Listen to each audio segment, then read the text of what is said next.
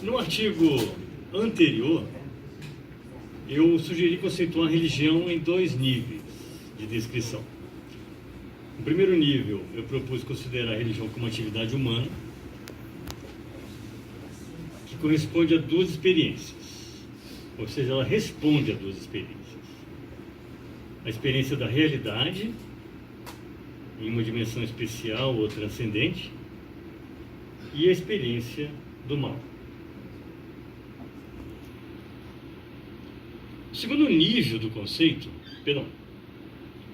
então o primeiro nível do conceito é algo tipo essencialista, digamos assim, uma resposta a duas experiências em geral, a experiência, digamos, do ser e a experiência do mal. O segundo nível do conceito, a gente tem elementos que caracterizam essas duas respostas em termos encontrados nas religiões em diferentes graus e presente em umas, mas não em outras. Ou seja, o conjunto desses elementos é o que a gente chama de semelhança de família.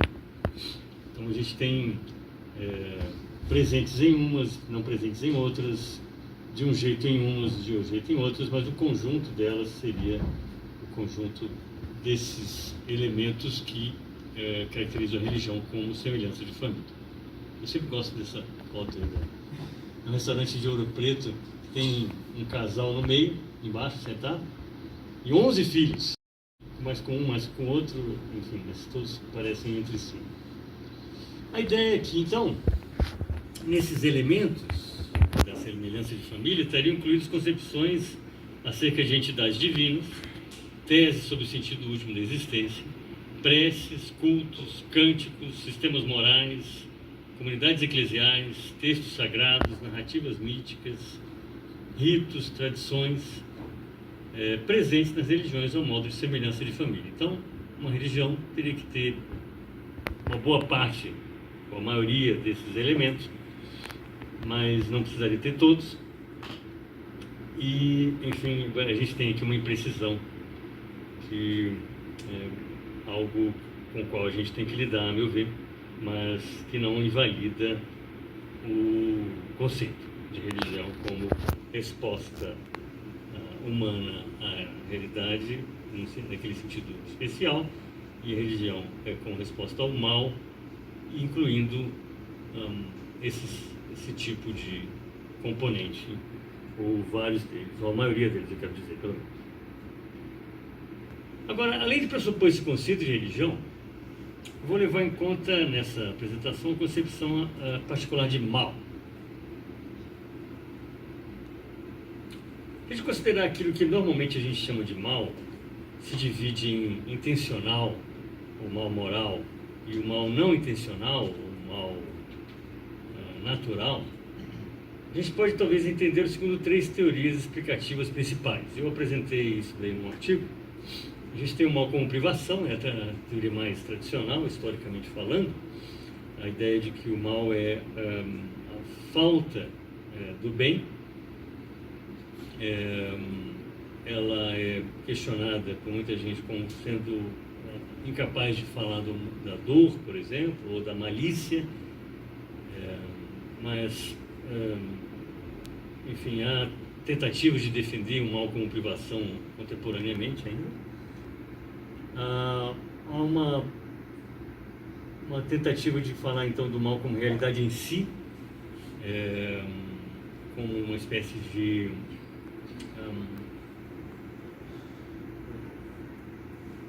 substância, digamos assim, ou pelo menos como um tipo de concretude independente do bem, mas ela é extremamente complicada, é até difícil de exprimir. Eu pensei que eu ia encontrar isso em Hegel, mas quando eu vi, Hegel não pensa mal dessa maneira. Ele parece falar do mal como um contraponto ao bem, e no fim das contas ele acaba falando do mal como algo que acaba sendo um motor, uma realidade que vai dar um fim da história que é bem, o que é o ser.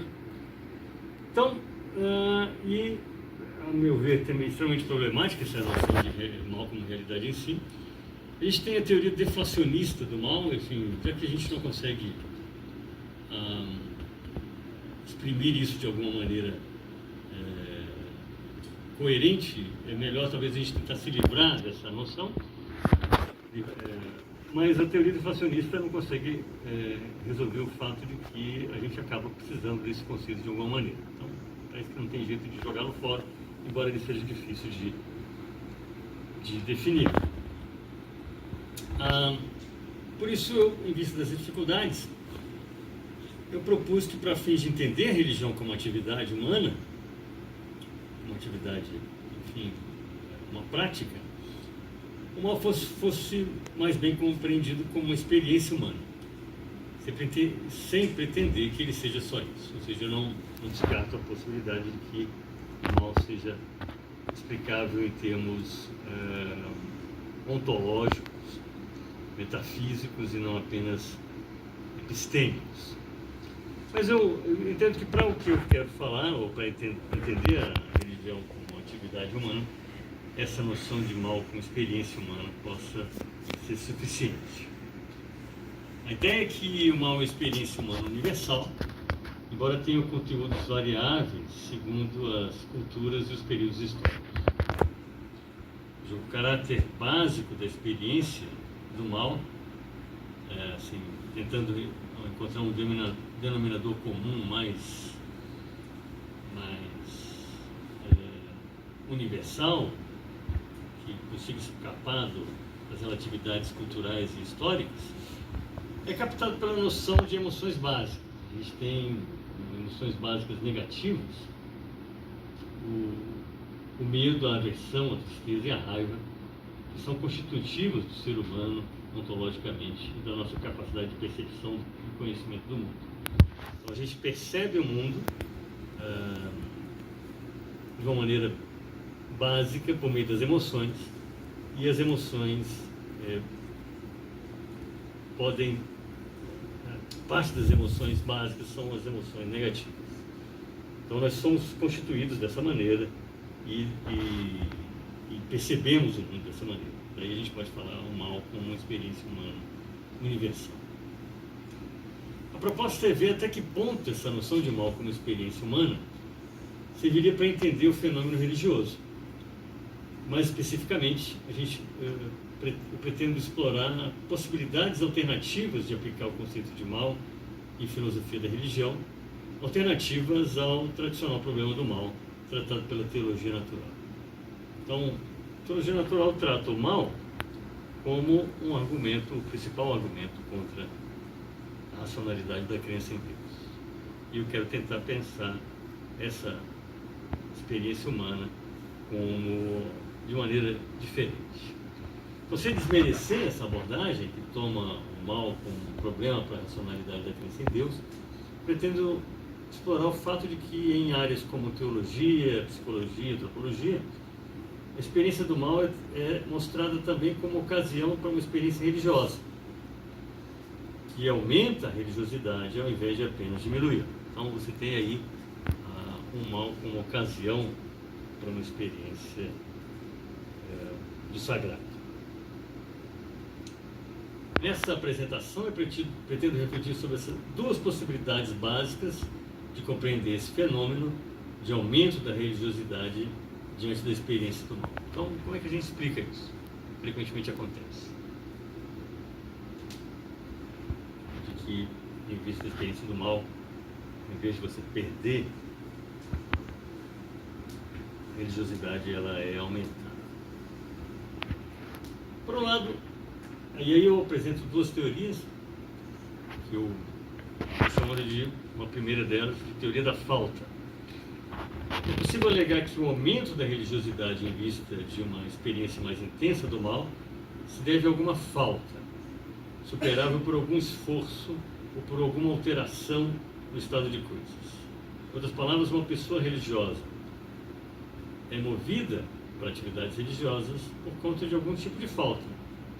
Então ela deveria ter feito alguma outra coisa ao invés disso. tem algo de errado nessa resposta religiosa ao mal.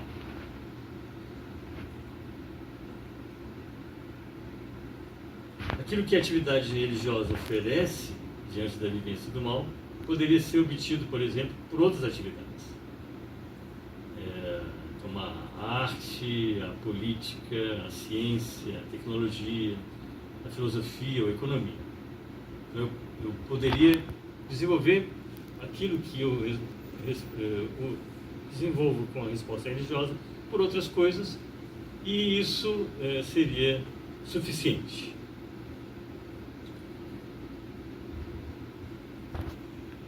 Então, atividades religiosas não teriam o mesmo efeito, e elas até poderiam impedir que sejam tomadas iniciativas que realmente façam diferença. Pior ainda, a religião poderia ser um mal a mais, ao invés de um recurso para lidar com essa experiência. Então, a teoria da falta fala da resposta religiosa ao mal como algo que,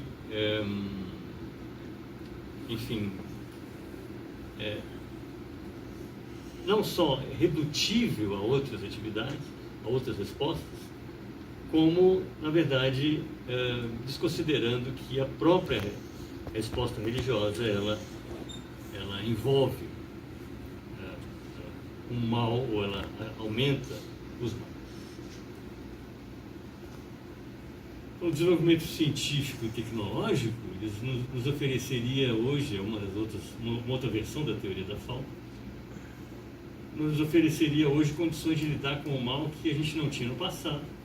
E essas condições seriam suficientes para responder a experiência do mal que afeta o ser humano. Em muitos casos, na maioria deles. O pressuposto dessa consideração do papel da religião como resposta ao mal é uma visão que entende ser função exclusiva, o papel exclusivo do ser humano no enfrentamento daquilo que provoca essa experiência.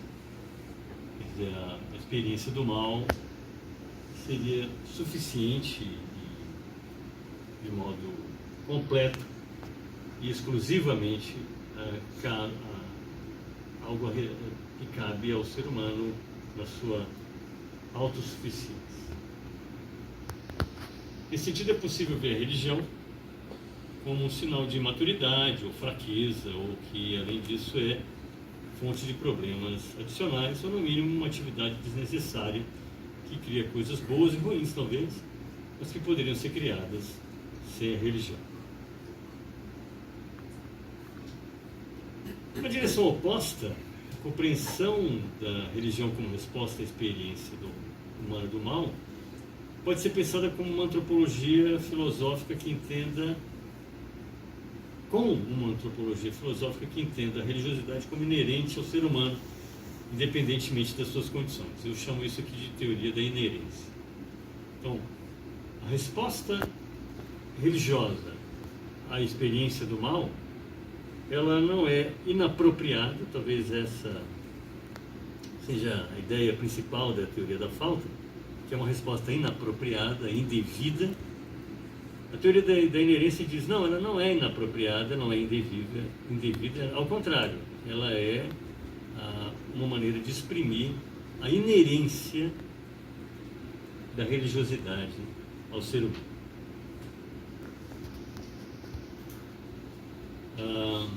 Nessa parte dessa teoria da inerência, a gente teria a ideia de que não importa o quão poderosos nós somos, a experiência do mal pode nos provocar uma percepção adicional da insuficiência de nós mesmos e de abertura para o que dá sentido a essa vivência de falta e de carência. Então, a experiência do mal, na verdade, nos permite ver essa insuficiência e essa falta, ou seja, nos permite entender a nós mesmos, enquanto seres humanos, como seres de carência. Ou seja, não se trata de uma solução utilitária para os problemas, mas de uma experiência do sentido que está por trás da negatividade que nós sentimos na vivência do mundo. Então, aqui a gente tem a ideia da experiência do mal como uma experiência da negatividade e não apenas da incapacidade de resolver problemas materiais. Por outro lado, não é porque a experiência do mal leva alguém a rezar, fazer sacrifícios, participar de alguma liturgia, que essa pessoa vai deixar de tomar outras providências. Então, uma resposta a essa noção de que da teoria da falta, de que ela é uma espécie de inação ou inatividade, teria aqui, digamos, uma resposta no sentido de que uma coisa não se opõe à outra. Além disso, a resposta religiosa ela não seria redutível a outras atividades humanas que se apresentam. A atividade religiosa pode ter dimensões de várias outras atividades humanas e ainda ser uma ação de tipo próprio, não identificável a nenhuma outra e ao mesmo tempo que é capaz de integrar em torno de si quase tudo que os seres humanos fazem. Ou seja, o fato de que você poder responder ao mal com política, com a arte, com tecnologia, com a economia, não significa que a atividade religiosa não tenha um papel a mais, ou seja, e não redutível a todas essas atividades. Ou seja, e a acusação de imaturidade do religioso pode até se aplicar a alguns casos, mas essa característica não tem por que ser pensada como necessariamente ligada a essa atividade. Ao contrário, responder o mal religiosamente, essa pessoa poderia estar mostrando a coragem de perceber que não é autossuficiente e encontrando uma motivação a mais para ser proativa em outros aspectos. Então, a teoria da inerência pensa na religiosidade como uma forma de coragem até, e não apenas como um tipo de imaturidade. Então, para religiões em geral, na verdade, é importante lembrar essa primeira ideia que eu falei da religião como resposta à vivência do ser de um modo especial. E, em segundo plano, como resposta à experiência do mal, a experiência do mal para as religiões, para as religiões em geral, ela é secundária, ou se dá apenas supondo a experiência do ser em um sentido especial. Ou seja, só tem uma experiência do mal como em vista da experiência do ser. De certo modo, nos remete à teoria da privação, mas eu não quero entrar nisso nesse momento. Ou seja, essa ideia que o John Hick, nesse livro que eu traduzi, ele exprime com essa ideia que ele exprime com a noção de otimismo cósmico, que, segundo ele, seria uma característica das religiões em geral. Ou seja, você tem, diante da experiência do mal, a afirmação de que ele não é definitivo, ele não é o ponto final, ele não é a última palavra. Então, enfim, a teoria da inerência tenta entender a resposta religiosa à experiência do mal, considerando-a como parte, como expressão daquilo que nós somos e em vista dessa realidade última que é afirmativa e não negativa. Então, concluindo, a reflexão que eu apresentei, estou apresentando de modo bem rápido, porque eu estou mais interessado no que vocês vão, possíveis objeções, complementos e tal. A reflexão que eu apresentei aqui vai no sentido de entender a relação entre mal e religião a partir de uma antropologia filosófica. É com base em uma teoria geral sobre o ser humano que a gente pode entender melhor o fato de que, frequentemente, a atitude em vista da experiência do mal é de incremento da religiosidade e não de seu abandono apenas. As duas teorias sugeridas, que eu chamei de teoria da falta e teoria da inerência, parecem ser as mais presentes no debate filosófico. Então, vários autores podem estar ecoando tanto de um lado quanto do outro, E eu até deliberadamente não indiquei ninguém, nem para um lado nem para o outro, mas vários de vocês talvez já tenham percebido alguns exemplos. Mas eu entendo que talvez elas não esgotem essas duas possibilidades. E eu estou aberto a sugestões de alternativas. Enfim, muito obrigado.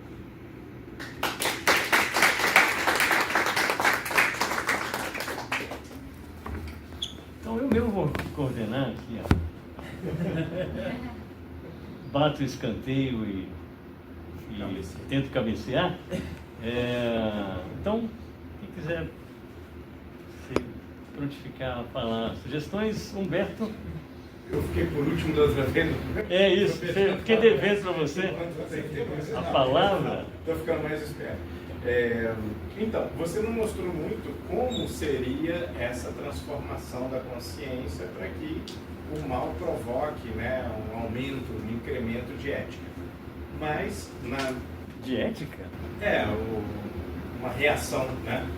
Para que o mal provoque uma reação positiva no sentido de incremento de fé e imagino que de ética também, né? Ou não? Diga. Termina a pergunta. Perdão. Tá.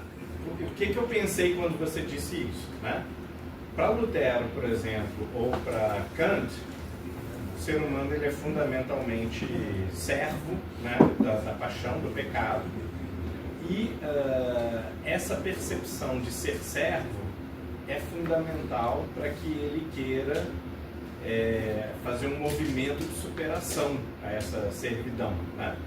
Só que em Lutero ele não tem forças para isso. Daí é uma superação fundamentalmente religiosa mesmo. Em Kant, ele, de certa forma, tem força até certo ponto, porque o ser humano nunca realiza o ideal ético, por isso que é necessário depois uma religião, né? O próprio Kant admite que a razão vai recomendar depois uma religião, né? Por um lado, ela determina a ética, você não tem como ser racional sem ser ético, e a religião ela não determina, mas ela sugere. E como ela sugere, você é mais, entre aspas, mais livre para ser religioso ou não, você é eminentemente racional quando você é religioso. Enquanto que ser ético significa, de certa maneira, ser minimamente racional. Mas nos dois níveis, tanto na ética quanto na religião, você está reagindo ao problema do mal. É um assombro diante da tua servidão, a inclinação, ao apetite, né, por assim dizer.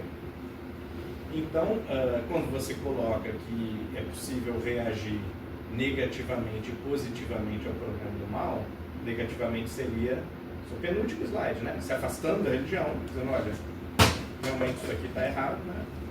Pessimismo, uma coisa assim, né? Ou otimisticamente, dizendo, olha, se há um mal, então tem que entrar mais aqui, né? Tem que comprar a aposta no bem. Foi isso? É essa a proposta? A minha ideia era entender que essa possibilidade de responder religiosamente à experiência do mal, ela pode ser entendida tanto como tem algo de errado nisso, porque você tem outras maneiras de fazer isso, melhores, ou você não precisa de religião para responder isso, ou dizer, não, essa é a maneira correta. Esse é o motivo para ser religioso, que é o mal. Quer dizer, ou seja, o mal é exatamente esse sinal de alarme, para que mostrar para o ser humano que isso é que é o mais fundamental dele. Sim. Era isso que eu... E o Lutero e o Kant eles têm uma antropologia filosófica que vai nesse sentido. Sim. Você acha? Eu não me lembrava de Kant falar nesses termos, não. Lutero eu conheço muito menos. Mas... Tanto na crítica da razão prática quanto na religião dos limites da simples razão, ele vai dizer, olha, não tem como a gente realizar o ideal ético, porque na realidade o ser humano ele não dá conta de escolher a racionalidade o tempo todo. Deveria, mas não vai conseguir. Por quê? Porque a constituição dele é passional, por assim dizer. Pecaminosa. Não era isso não. Né? Não era isso não. Bom, enfim, Rodrigo? Não, enfim, eu estou pensando um pouco mais desligado da sua apresentação. Enquanto o Humberto estava falando, eu me lembrei, o irmão do Plantinga, o Cornelius Plantinga, escreveu um livrinho sobre a martiologia, a doutrina do pecado. E o título do livro é Não Era Para Ser Assim, com uma exclamação. E o que ele quis captar com isso é que a experiência do mal, ela evoca isso na nossa experiência, né? Então, o mal é especialmente vicioso, ruim, experimentado de maneira ruim pelos seres humanos, porque eu acho que a maioria das pessoas, quando tem a experiência do mal, tem essa experiência. Não era para ser assim. Tá errado, né? E o tá errado, não era para ser assim, evoca normatividade, né? Evoca a ideia de que existe um jeito que as coisas deveriam ser, né? E eu acho que isso naturalmente evoca a ideia de alguma espécie de legislador, ordenador do mundo. Pois é uma quebra de expectativa. Exato. Né? Quer dizer, o Nagasawa fala nesses termos, inclusive num review recente, não sei se você conhece, você chegou a ler o Problema do mal para os ateus? Para os ateus. Ele fala, quer dizer, a quebra de expectativa é o que vai para todo mundo, quer dizer, ela acaba se colocando como problema para todo mundo, né? Mas o que eu estou tentando fazer é outra coisa, assim, isso da própria experiência do mal não está aí, uma razão para a religiosidade, ou seja, considerar a religiosidade como algo inerente ao ser humano. O que vai no sentido oposto ao que seria o problema do mal, né? Não sei, você acha que tem umas coisas para dizer sobre esse assunto, mas não chega a ser uma teodiceia. Mas o não era para ser assim, era de contrário, como o mal aponta para talvez alguma ordem que devia estar lá, que a gente não verifica. Né? É justamente, a surpresa é que o mal é surpreendente de alguma forma. A gente encara, os seres humanos de modo geral encaram o mal como surpreendente. E essa surpresa gera a ideia de que talvez tem um jeito que as coisas deveriam ser, tem uma ordem que o mundo deveria ter e que não está tendo. Isso. Porque há um suposto de que a realidade deveria ser boa. Então, a pergunta normal quando as pessoas estão sofrendo mal é de por que isso está acontecendo comigo, né? Uhum. E isso evoca alguma ideia de justiça, né? É injusto, não devia estar acontecendo comigo. Pois é. Eu lembro, tive um aluno no semestre passado falou daquela teoria freudiana das feridas narcísicas. Quer dizer, não sei se... Isso é uma expressão no meio psicanalítico, né? Freud parece que tem um texto sobre esse assunto. E aí, ferida narcísica supõe que você tem uma estrutura narcísica, né? Quer dizer, você é algo tão importante que o mal não devia acontecer. Quer dizer, uma das maneiras de você pensar isso seria essa, né? Quer dizer, não é para acontecer porque eu sou muito importante. Agora, pois é. Não era para acontecer.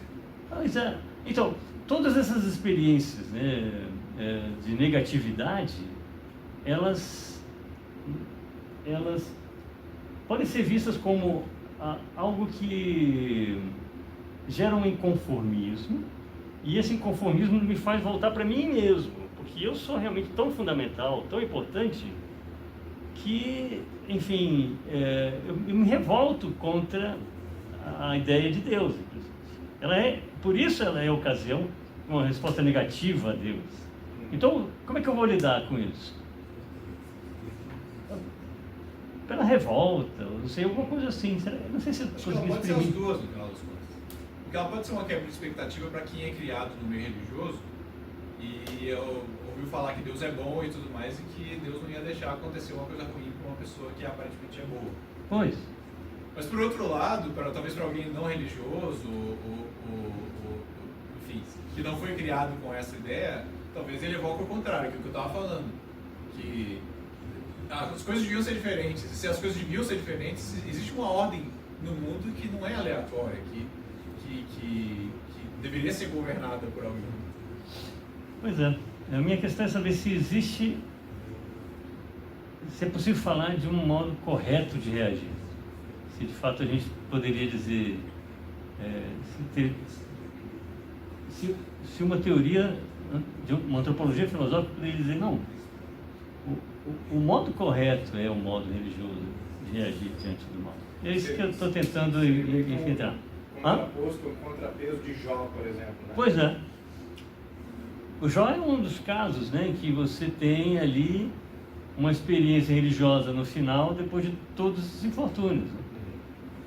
É uma das maneiras de você... Outra maneira, não, que aquilo ali foi tipicamente um Deus, uma concepção de Deus que não faz sentido, né? Que é um Deus que provoca, também, né? Faz alguém se passar mal. O Fausto, do Goethe, que é meio que a história de Jó modernizada, né? Ah, essa é uma boa dica. A mulher do Jó diz: amaldiçoa o teu Deus e morre. Aí diz que está mal traduzido, mas está lá. Aham, modernização. Pois é. Enfim, eu não consegui anotar quem foi que levantou. Ricardo, depois Pedro. Acho que já? Também. Então, Obrigado, Ricardo. Aguinaldo, pela palestra. Bem breve, bem, desculpa. Não, mas precisa, como deve ser. Você dá exemplo para as pessoas que não têm. Não. Aguinaldo, então, 2 pontos. O primeiro, assim, se ele interpretou a proposta, a ideia é ver o mal a partir de uma perspectiva pedagógica, digamos assim. E aí, tu mencionou o John Hick, né? Assim, o Rodrigo é a mesma coisa, mas talvez esteja na mesma família. A Teodiceia, a Soul Building Theories, a Teodiceia do aperfeiçoamento da alma, onde o mal ele desempenha esse papel pedagógico do indivíduo crescer, se aperfeiçoar enquanto alma. Né? Aparentemente, a ideia por trás da tua proposta, se não a mesma, é muito semelhante. A gente precisa pudesse comentar a respeito. E o segundo ponto, acho que foi a mesma pergunta, minha memória está me falhando, que eu fiz para ti na POF, mas aí eu recoloco a mesma pergunta de outra forma. Mudaria muita coisa aí não, porque tu fala mal enquanto experiência humana. Mudaria muita coisa na tua fala se no lugar da palavra mal eu substituísse por sofrimento? Pois é.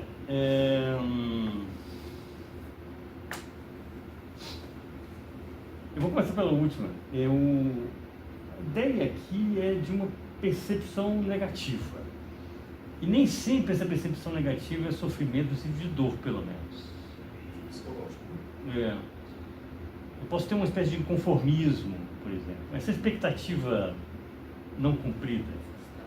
Então eu vejo alguém sofrer. Eu vejo o sofrimento de um terceiro não é exatamente um sofrimento meu, né? E aí eu tenho essa ideia de uma percepção negativa. Agora, o mal como pedagogia, eu gostei dessa expressão, obrigado.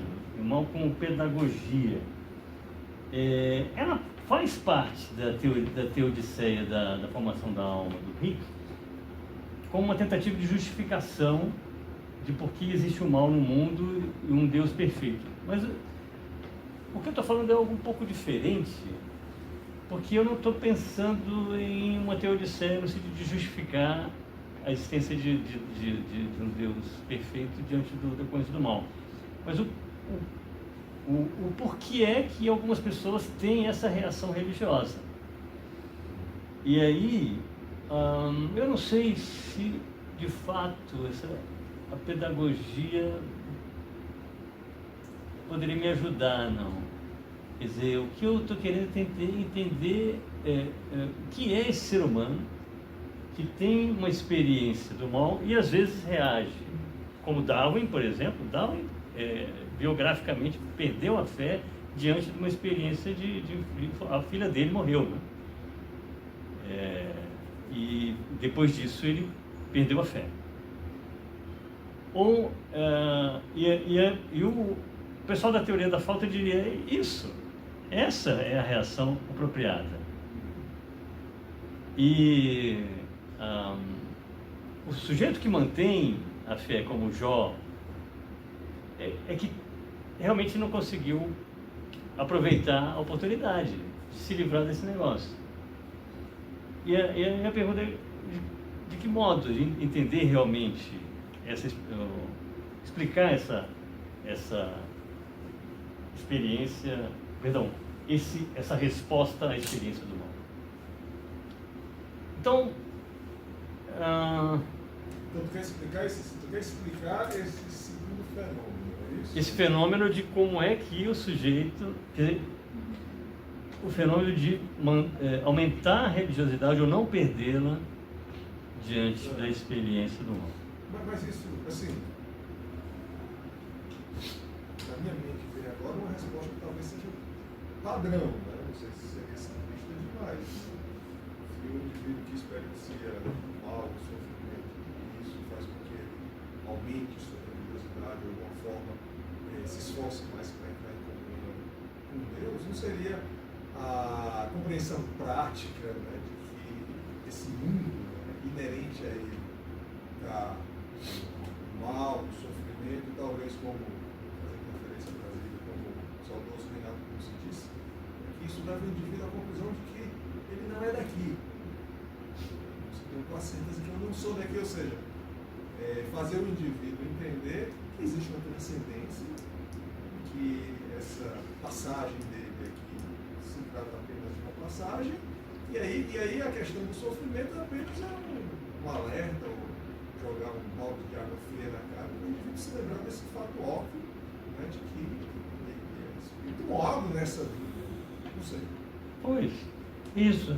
Quer dizer, nesse sentido, a experiência do mal seria pedagógica, você quer dizer, né? Quer dizer, ela faz perceber algo que você é, fundamentalmente, e que a experiência do mal não... que sem ela você não perceberia, estaria centrado demais em si mesmo, né? E que às vezes você não aproveita, aumentando o seu autocentramento. Quer dizer, o que comigo, né? O que aconteceu comigo? Não deveria, eu não mereço nada disso. Então, que é exatamente essa de que eu não consigo acreditar mais em Deus, já que aconteceu esse infortúnio. Isso, nesse sentido você tem razão. Tem uma dimensão pedagógica. E aí, nesse caso, acaba me ligando, talvez, a teoria da formação da alma. Eu vou pensar melhor nessa história toda. Obrigado, Ricardo. Então, Jean, depois, se eu me lembro mais, Pedro, Paulo Estevão, André. Ah, não, está aqui, ó. O Pedro antes, depois o Jean. Desculpa. Pedro. Então, professor, meu comentário, eu acho que assim, vai nem tanto de confronto à apresentação do senhor, mas é uma coisa que eu peguei pensando aqui, especialmente quando estava ouvindo a fala do Rodrigo citando o trabalho do Irmão Clemente, né? Essa questão de pareceu assim de que o mal evoca uma frustração de expectativa, né? E eu fiquei me perguntando, as pessoas têm, assim, a gente pode pensar nessas expectativas, assim, já existentes, porque, assim, pensando em nós aqui, pessoas que, assim, pessoas adultas, já fomos educados, tem tudo isso, então, eu imagino que, num certo sentido, o mal, ele tome essa nuance de, não era para ser assim, né? Mas em, sei lá, em outros contextos, não sei lá, quando a criança experimenta a fome pela primeira vez, ela tá, é uma emoção negativa, não sei se não passaria na cabeça do bebê, não era para isso estar acontecendo. Assim, está acontecendo e isso é ruim, né? Então, e aí nesse sentido, eu acho que a pergunta vai, assim, o meu questionamento vai um pouco assim no que o Ricardo estava falando, que agora fugiu outra desgraça. Não era para ter fugido.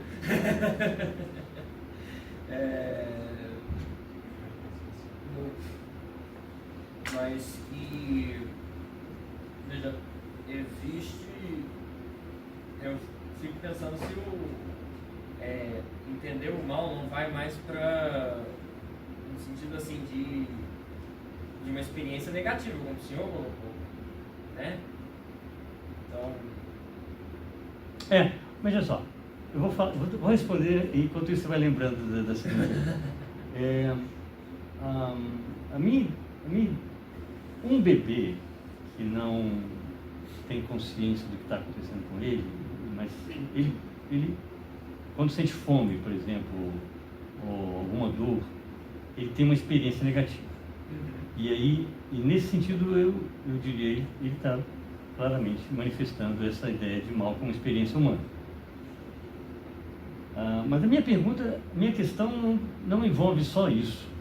Ela envolve o que dizer daquelas pessoas que têm uma experiência do mal e respondem religiosamente a ela. O bebê ele não faz parte da minha questão, porque ele não tem resposta religiosa ainda. Potencialmente pode ser que não se enquadra no que eu estou falando. Tudo bem? Então vai lembrando aí. Então Jean, depois Paulo Estevão, André e agora Humberto. Só que eu vou parar essa sessão daqui a 3 minutos. Não, vou dar mais 5 então. Daqui a 8 minutos, vamos lá. Então eu vou fazer assim, eu vou colher todas as perguntas, pode ser? Aí todo mundo fala e eu ignoro a maioria e tento responder. Se houvesse uma pedagogia para a pessoa se tornar má e uma aceitação do mal como mal. Foi falado do Jó, foi falado do Fausto, eu vou falar do Tolkien. Toda viagem lá para destruir o anel, uma viagem com um sofrimento atroz, e você tem que despejar o anel e morre lá no lago de fogo lá, para destruir o mal e a ordem natural reaparecer. Quando Frodo e Gollum estão lá, olha, eles estão diante do lago, é só jogar. Não vou jogar. Por que eu vou jogar? Por que eu vou destruir o mal? Por quê? Né? E se eu quiser ser mal? Por que eu vou destruir o mal? Se eu estou com um anel, eu estou com um anel de poder na mão. Por que eu vou destruir? Por que eu vou jogar o anel lá dentro? E o anel não cai, o anel cai por acaso, não cai por intencionalidade. O mal é destruído por acaso, não vai pela racionalidade. É providencial. É providencial, é o catástrofe, para usar o termo do Tolkien, né? Então, o mal pode ser uma pedagogia para me ensinar a ser mal também, e me identificar com ele, e não uma rebelião contra ele. Eu posso ser um Frodo da vida e dizer na última hora assim, eu quero o mal, eu quero o anel de poder para mim. Eu quero ser o Senhor dos Anéis. Eu quero. O Senhor dos Anéis sou eu. Não é mais ninguém, sou eu.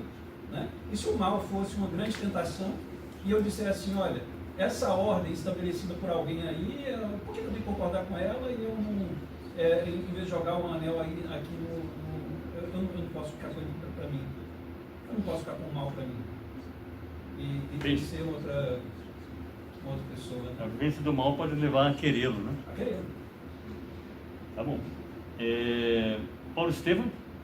Então, Aguinaldo, na psicologia se fala que o impacto do mal na pessoa tem 3 fases, né?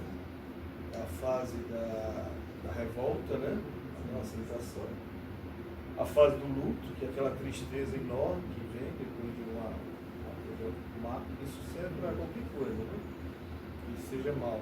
E a aceitação, que é a última fase. Eu acredito que tem pessoas propensas a ficarem no meio dessas 3 fases. Né? Tem pessoas que ficam só na revolta, tem pessoas que ficam só no luto, que ficam depressivas, e tem pessoas que conseguem chegar à última fase, que é a aceitação. Essa aceitação aqui é a sua pergunta, né? Principal. Como se dá essa aceitação? Eu acho que se dá de várias formas, mas uma forma comum é você se sentir diminuído e dizer o seguinte, olha, o que está acima de tudo isso? Tá? Deus. E aí a pessoa se apega à religião.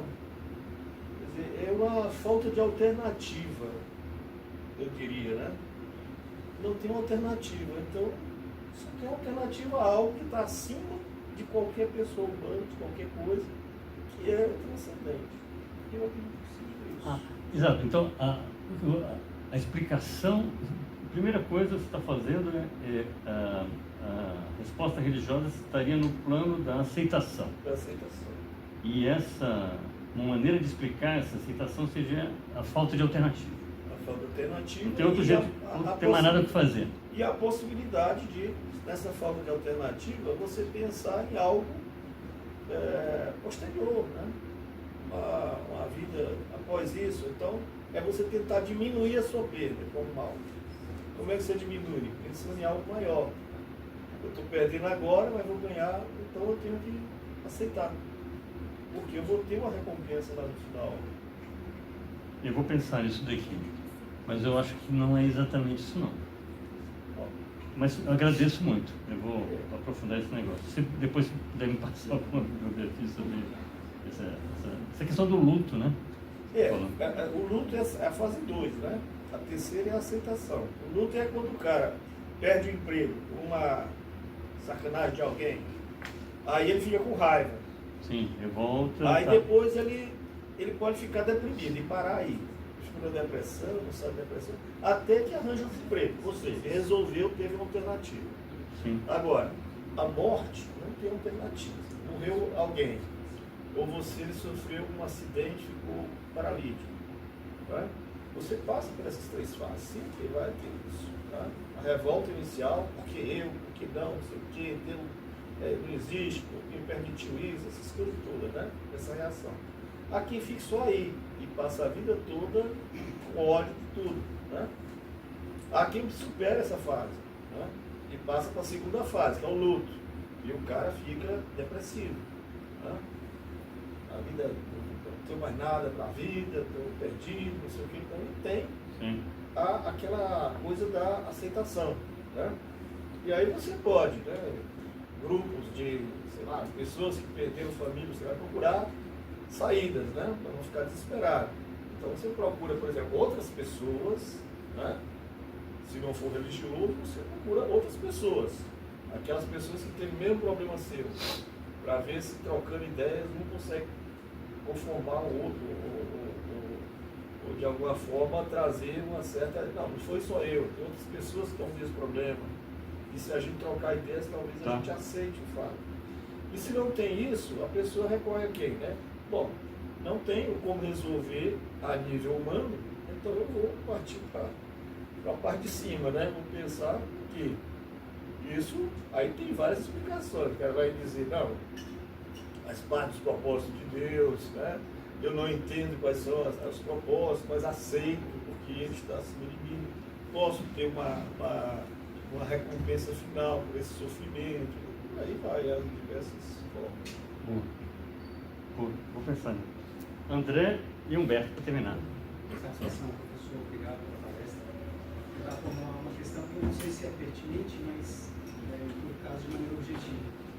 A teoria da aderência se conecta... Inerência. Na inerência. Se conecta em alguma medida com a ideia de sensos, de unidades, que nos remete a Tomás de Aquino e a Calvino?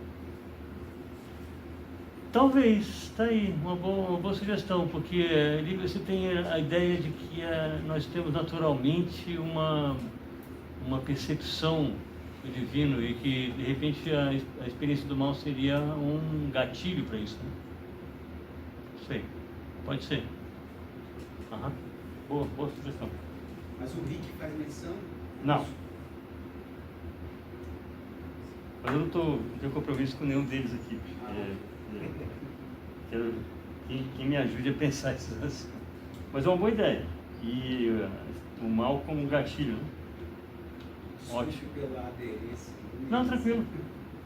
Talvez tem um pouco também mesmo. Gatilho, ótimo. Humberto. Então, eu vejo assim, 2 figurações simbólicas para o mal. A primeira é a queda de Lúcifer, né, dos anjos, que ali não se causa dano a ninguém, nem prejuízo a ninguém. Não tem malícia ali, tem principalmente uma negação de Deus, né, uma inaceitação de Deus, que eu acho muito parecido com o que ele diz sobre desejo de ficar com um anel para si, né? E a figura que eu acho que aparece na tua apresentação é a figura da tentação de Eva. Que aí sim, há malícia, há intenção de perverter, de causar mal, causar dano, causar prejuízo. E daí a minha pergunta seria o seguinte, né? Supondo aqui que a tua apresentação ela foca mais o mal ético, o mal como prejuízo, como dano.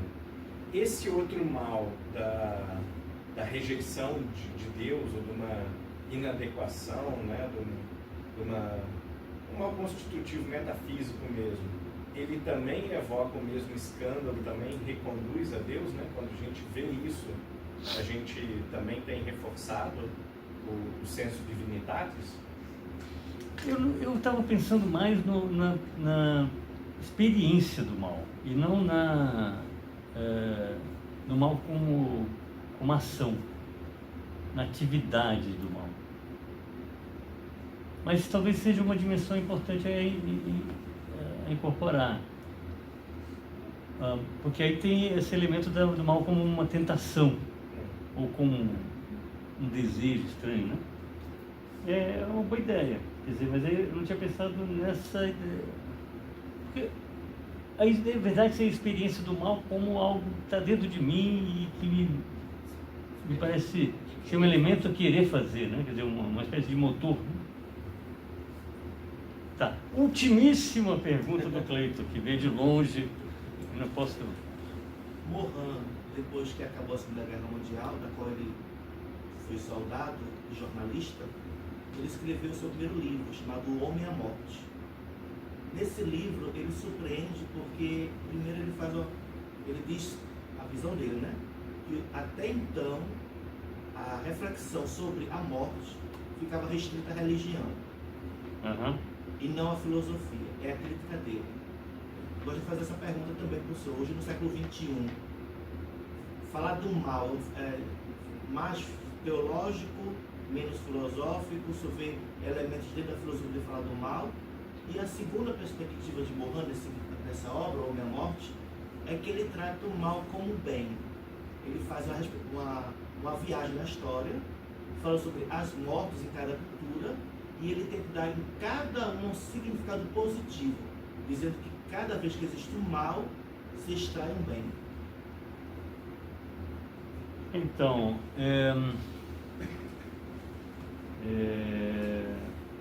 essa parece uma das maneiras de entender a noção de Hegel, sabe? De que o mal é um motor para que aconteça um tipo de progresso da liberdade e da razão. E ele foi, inclusive, muito criticado, pelo menos, não sei se o Hegel, mas os hegelianos foram criticados nesse sentido, que está, então, e o nazismo? Quer dizer, você está justificando o nazismo, que a males que vem para bem, esse negócio é meio esquisito, né? Mas isso não é muito... Isso tem lá, está um pouco antes, né? No entendimento do mal. E eu já fiz uma opção aqui por entender o mal como experiência humana. Então isso não entra muito no meu escopo. A primeira parte eu não me lembro mais que você tinha falado. Qual era mesmo? A questão que Mohan disse que sobre a morte, a reflexão tenha sido maior sobre religião, sim. as obras. Sim, sim. Olha, eu acho que a antropologia, a psicologia, a teologia e a filosofia também, todas pensam o mal em suas diferentes abordagens. O que eu quero, inclusive, explorar é um diálogo com essas outras ciências. E, na verdade, até uma ideia um pouco mais ousada é ver as diferentes atividades humanas, a política, a economia, as artes, como respostas humanas à experiência do mal. E nesse sentido, ver qual é a contribuição que cada uma dá e a contribuição que a religião dá, e ver aí, nesse espaço, a possibilidade de diálogo entre as diferentes atividades humanas. Bom, gente, eu agradeço muitíssimo a colaboração de vocês. Eu espero poder entender essas coisas que eu anotei e incorporar isso numa próxima versão dessas ideias. Então, em todo caso, eu quero realmente agradecer a todo mundo que participou e apresentou trabalhos. Esse seminário para mim foi surpreendente, eu gostei muito mais do que eu pensei que eu imaginava que ia ser tão bom. Enfim, com essa visão do bem, eu declaro encerrado então esse seminário de grupo de pesquisa e filosofia da religião. Acho que espero que a gente possa fazer o de 22, o de 23, todo mundo inventa uma razão aí para